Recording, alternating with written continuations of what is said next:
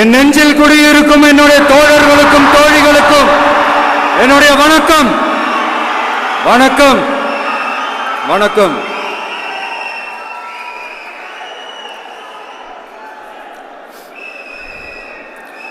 கதறல் சத்தம் எப்படி இருக்கு?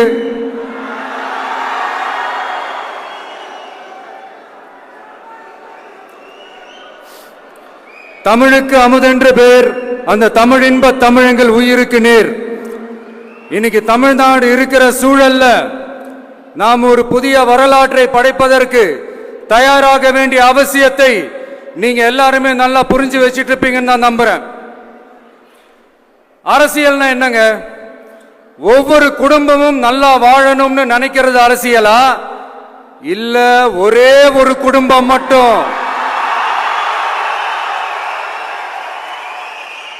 தமிழ்நாட்டை சொரண்டி நல்லா வாழணும்னு நினைக்கிறது அரசியலா? நீங்களே சொல்லுங்க, எது அரசியல்? எல்லாருக்கும் நல்லது நடக்கிறது தானே அரசியல். அதுதான் நம்ம அரசியலும். காட்சிக்கு திராவிடம், ஆட்சிக்கு திராவிட மாடல்னு தினம் தினம் மக்கள் பிரச்சனைகளை மடைமாற்றி மக்கள் விரோத ஆட்சியை மன்னராட்சி போன்று நடத்துற இவங்க, நமக்கு எதிராக இவங்க பண்ற செயல்கள் ஒன்னா ரெண்டாங்க. மாநாட்டில் ஆரம்பிச்சதுங்க. மாநாட்டில் ஆரம்பிச்சு அதுக்கப்புறமா நான் கலந்துகிட்ட அந்த புத்தக வெளியீட்டு விழா, நான் பறந்துரு போன அன்னைக்கு நம்மளுடைய 2ஆம் ஆண்டு துவக்க விழா அன்னைக்கெல்லாம் சிட்டிக்குள்ள எந்த ஹாலும் எந்த கல்யாண மண்டபம் கொடுத்துடக்கூடாதுன்னு அங்க போய் மகாபலிபுரத்தில் போய் அந்த ஃபங்க்ஷனை பண்றோம். ஏன் இன்னைக்கு பொதுக்குழு வரைக்கும் எங்கெல்லாம் எப்படியெல்லாம் தடைகள்?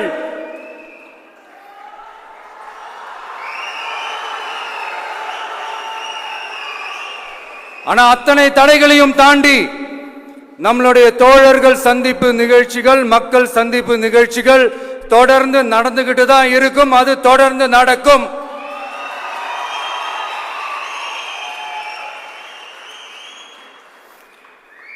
நம்மளுடைய தோழர்கள் அர்ஜுன் பிரதர், நிர்மல் குமார் பிரதர், நம்ம ரமேஷ் பிரதர், இவங்கெல்லாம் போட்டு அடி அடி நடிக்கிறாங்க. நாமளும் அதே மாதிரி அடிக்கணுமான்னு மனசுக்குள்ள ஒரு யோசனையா தான் இருக்கு.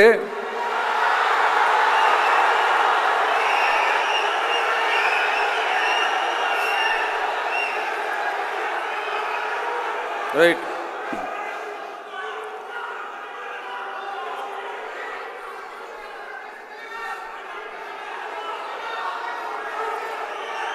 ஓகே, ரைட், புரிஞ்சிச்சு.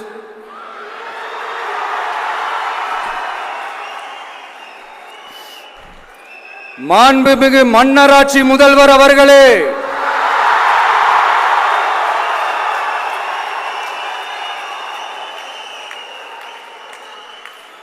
மாண்புமிகு திரு முத்துவேல் கருணாநிதி ஸ்டாலின் அவர்களே,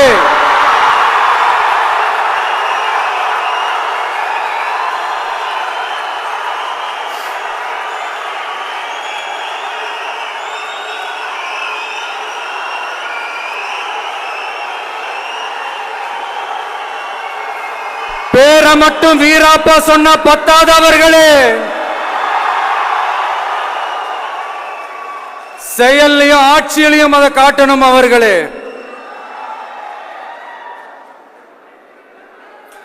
ஒன்றியத்தில் பாஜக ஆட்சியை ஒரு பாசிச ஆட்சின்னு அடிக்கடி அறைகூவல் விடுத்துவிட்டு இங்க நீங்க பண்ற ஆட்சி மட்டும் என்னவா?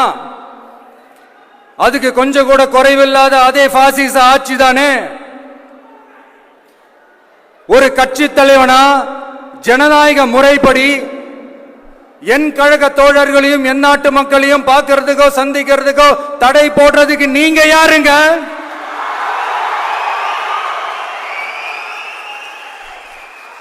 தடையை மீறிய மக்களை பார்க்கணும்னு முடிவு பண்ணிட்டா போயே தீருவேன். சட்டத்தை மதிக்கணும்ன்ற ஒரே காரணத்துக்காக தான் அமைதியா இருக்கிறேன்.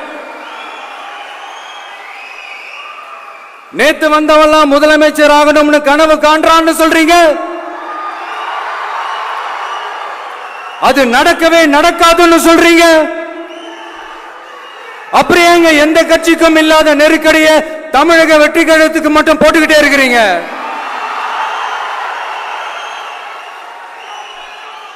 அணை போட்டு ஆத்த வேண்டும்னா தடுக்கலாம், காத்த தடுக்க முடியாது. அதையும் மீறி தடுக்கணும்னு நினைச்சீங்கன்னா சாதாரணமா இருக்கிற காத்து சூறாவளியா மாறும், ஏன் சக்தி மிக்க புயலா கூட மாறும். எனது அருமை தமிழக வெற்றி கழக தோழர்களே, நான் மாநாட்டில் ஒரு விஷயத்தை ரொம்ப வலியுறுத்தி சொன்னேன். அதே தான் இங்க நான் திரும்பவும் ரிப்பீட் பண்றேன். இந்த மண் பிளவுவாத சக்திகளுக்கு எதிரான மண், சகோதரத்துவ மண், சமய நல்லிணக்கத்தை பேணும் சமூக நீதிக்கான மண். இதை நம்ம பாதுகாத்தே தீரணும். உங்க எல்லாரையும் வேண்டி வேண்டி கேட்டுக்கிறேன். தமிழ்நாட்டிலிருந்து பல பகுதிகளிலிருந்து வர செய்திகள்லாம் கேட்கும் போது மன உளைச்சலையும் மன வேதனையும் தரதாகவே இருக்கு. சட்டம் ஒழுங்குன்னு ஒன்று இருக்கிறதாவே தெரியல. அதுக்கெல்லாம் இந்த கரப்ஷன் கபடதாரிகள் கவர்மெண்ட் தான் காரணம். இந்த நிலைமை மாறணும். அதுக்கு இருக்கிற ஒரே வழி, இங்க உண்மையான மக்களாட்சி மலரணும். அது வரணும்னா இவங்கள மாத்தணும்.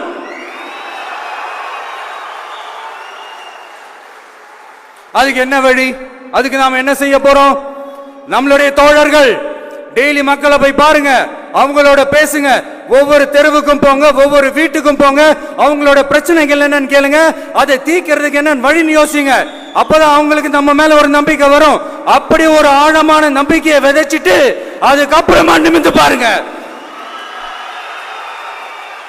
ஒவ்வொரு வீட்டோட உச்சிலையும் தமிழக வெற்றி கழகத்தோட இரட்டை போர் யானை வாகை மலர் கொடி தானா பறக்கும், தானா பறக்கும்.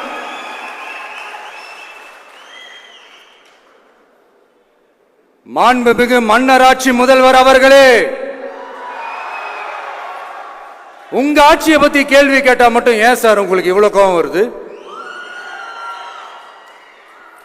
நீங்க ஒழுங்கா ஆட்சி நடத்திருந்தீங்கன்னா பெண்கள் பாதுகாப்பு ஒழுங்கா இருந்திருக்கும், சட்டம் ஒழுங்கு சரியா இருந்திருக்கும். பச்சை பிள்ளைங்க, படிக்கிற பிள்ளைங்க, சின்ன பொண்ணுங்க, வீட்டுல இருக்கிற பொண்ணுங்க, வேலைக்கு போற பொண்ணுங்கன்னு இவங்க எல்லாருக்கும் நடக்கிற கொடுமைகளை சொல்ல முடியல சார்.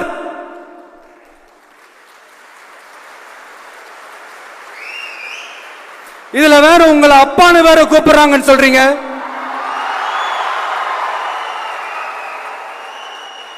தினம் தினம் உங்களுடைய இந்த கொடுமைகளை அனுபவிச்சுட்டு இருக்கிற என்னுடைய சகோதரிகளான தமிழ்நாட்டு பெண்கள் தான் உங்களுடைய அரசியலுக்கு ஒரு முடிவு கட்ட போறாங்க, உங்களுடைய ஆட்சிக்கு ஒரு முடிவு கட்ட போறாங்க, உங்களுடைய இந்த அரசியல் வாழ்க்கைக்கு ஒரு முடிவு கட்ட போறாங்க.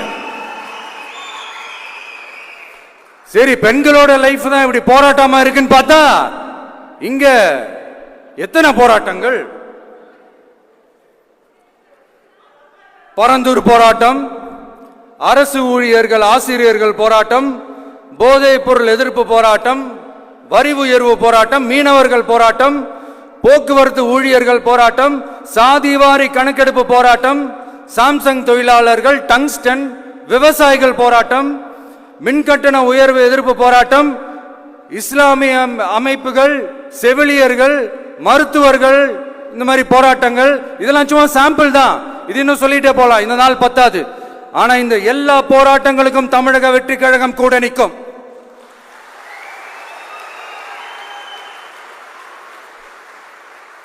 இங்க நீங்க தான் இப்படின்னா அங்க அவங்க யாரு? உங்க சீக்ரெட் ஓனர். அவங்க உங்களுக்கும் மேல மாண்புமிகு திரு மோடிஜி அவர்களே,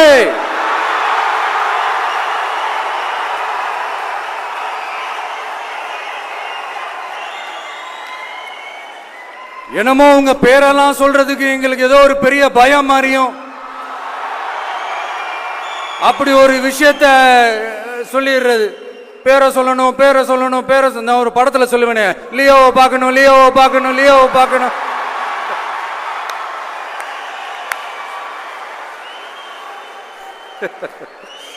இல்ல இல்ல, சத்தியமா அப்படிதாங்க இருக்கு. சென்டர்ல ஆள்றவங்கன்னு சொல்றோம். சென்டர்ல யார் ஆள்றா? காங்கிரஸா? இங்க ஸ்டேட்ல ஆள்றவங்கன்னு பேசுறோம். இங்க யார் ஆள்றா? அதிமுகவா? அப்புறம் என்ன பேரை சொல்லணும், பேரை சொல்லணும்? புரியலையே. நீங்க தானே கேட்டீங்க, வச்சுக்கோங்க.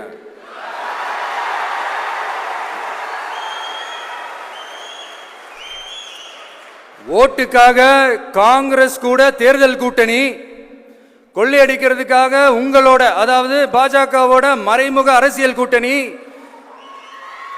இப்படி உங்க பேரை சொல்லியே மக்களை ஏமாத்துறதும் உங்க பேரை சொல்லியே மக்களை பயமுறுத்துறதும், இப்படி இந்த கரப்ஷன் கபடதாரிகளுக்கு மறைமுகமாக உதவும் உங்க அரசுக்கு ஏஞ்சி தமிழ்நாடு தமிழர்கள்னாலே அலர்ஜி.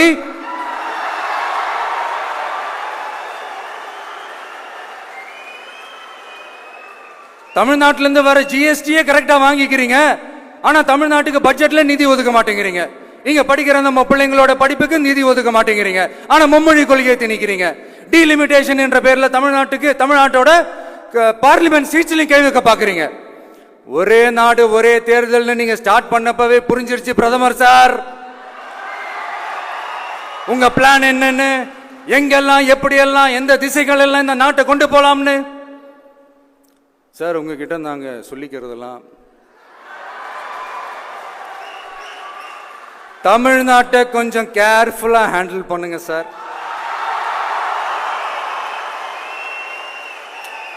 ஏன்னா தமிழ்நாடு பல பேருக்கு தண்ணி காட்டின ஸ்டேட் சார், பல பேருக்கு தண்ணி காட்டின ஸ்டேட் சார். பார்த்து சார், பார்த்து செய்யுங்க சார், மறந்துடாதீங்க சார்.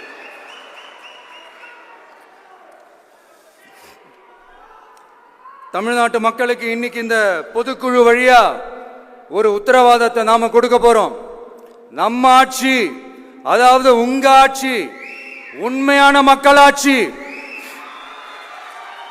தமிழக வெற்றி கழகம் தலைமையிலான அறுதி பெரும்பான்மை பெற்ற ஆட்சி, அதே சமயத்தில் அதிகார பகிர்வுடன் கூடிய ஆட்சி.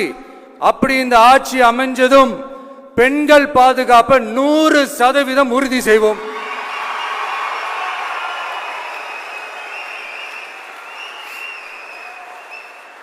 சட்டம் ஒழுங்கு ரொம்ப முறையா ஸ்ட்ரிக்டா வச்சிருப்போம்.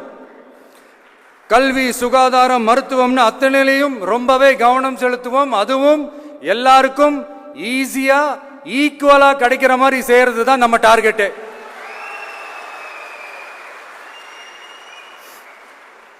அரசு ஊழியர்கள், ஆசிரியர்கள், போக்குவரத்து தொழிலாளர்கள், மின்சார வாரிய ஊழியர்கள்னு தொழிலாளர்கள் பக்கமும் நாம கண்டிப்பா துணையா நிற்போம். ஏன்னா நாம எப்பவுமே உழைக்கிறவங்க பக்கம்தான்.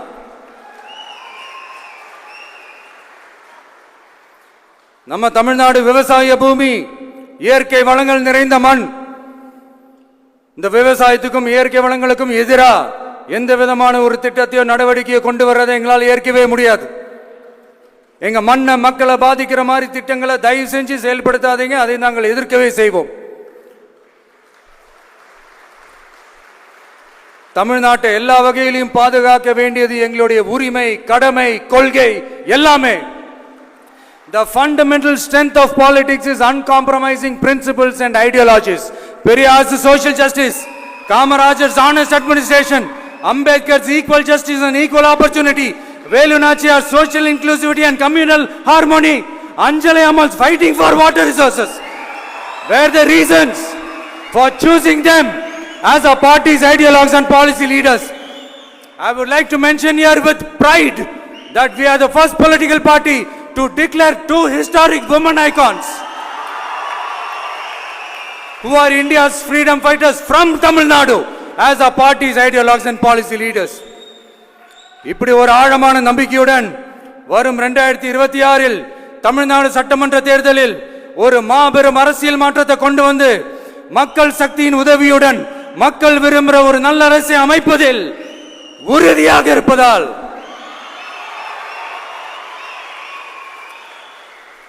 அதை தடுக்கிறதுக்குன்னு சில பேர் பகல் கனவு காண்பார்கள் இல்லையா? அவங்க எல்லாருக்குமே சொல்லிக்கிறது ஒண்ணே ஒண்ணுதான், காற்று, மழை, வெயில், இயற்கையை யாரால் கட்டுப்படுத்த முடியும்? யாரால் தடுக்க முடியும்?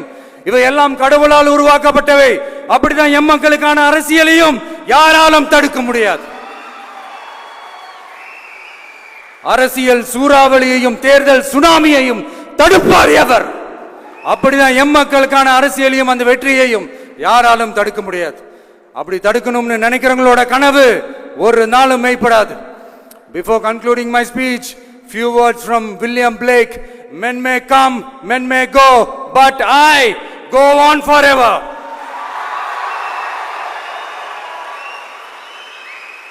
ஞாலம் கருதினும் கைகூடும் காலம் கருதி இடத்தார் செய்யின் ஏற்ற காலத்தையும் இடத்தையும் அறிந்து ஒரு செயலை செய்தால் பூவுலகம் முழுமையையும் வேண்டினாலும் அது கைவசப்படும் என்ற திருக்குறளுடன் என்னுடைய நன்றி உரையை நிறைவு செய்கிறேன்.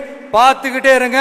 அடுத்த வருஷம் இது வரைக்கும் தமிழ்நாடு சந்திக்காத ஒரு வித்தியாசமான ஒரு தேர்தலை சந்திக்கும்.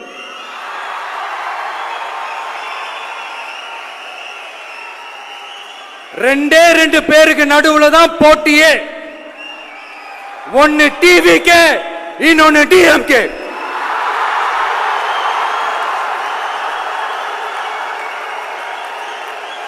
கான்பிடண்டா இருங்க, நல்லதே நடக்கும், வெற்றி நிச்சயம். மீண்டும் சந்திக்கும் வரை நன்றி, வணக்கம்.